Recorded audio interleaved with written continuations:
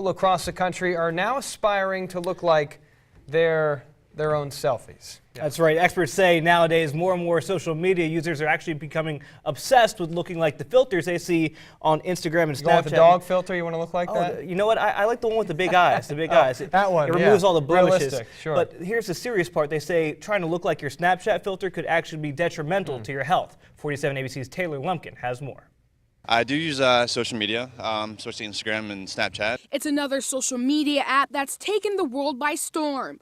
But what was once created to give users the opportunity to talk with friends around the world has since turned into an unhealthy obsession. You use filters and you swipe over, and it's like, oh, it's this filter or that filter, and like it makes you either feel better about yourself. Experts are warning teens and young adults about the fixation of using filters on their photos. They're calling it Snapchat dysmorphia, where they think they should look like the heavily edited pictures they see on their phones.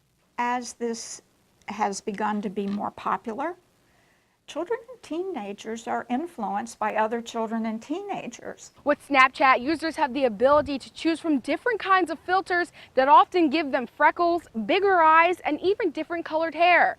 But when you look at that altered photo, you sometimes might think that that's what you're supposed to look like. They go through a ton of makeup and prep and everything just for that one picture on social media, and you shouldn't focus your entire life around that. Some teens are even going as far as getting surgery to look like those filters. You should definitely be okay with who you are, because as soon as you see that one picture like, oh, I want to be like them, you're going to spend your whole life going toward that, and it's just not going to work.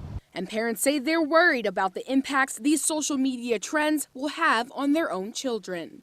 He's going to be 13 this year, and so he's starting to get into the social media, starting to get into the texting, and it's absolutely a worry. That's why health officials say it's imperative that parents remind their kids that they're perfect just the way they are, and to continue to keep the lines of communication open at all times.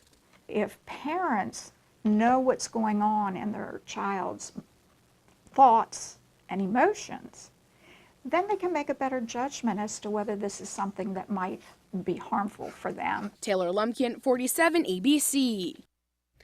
Now, health officials add that if you are suffering from low self-esteem or body image issues, you should always try to reach out to someone you trust. Yeah, but if you don't feel comfortable doing that, you can also reach out to a counselor or a mental health professional for help. And of course, you can tell us what you think about this story. You can do that on 47 ABC's Facebook or Twitter.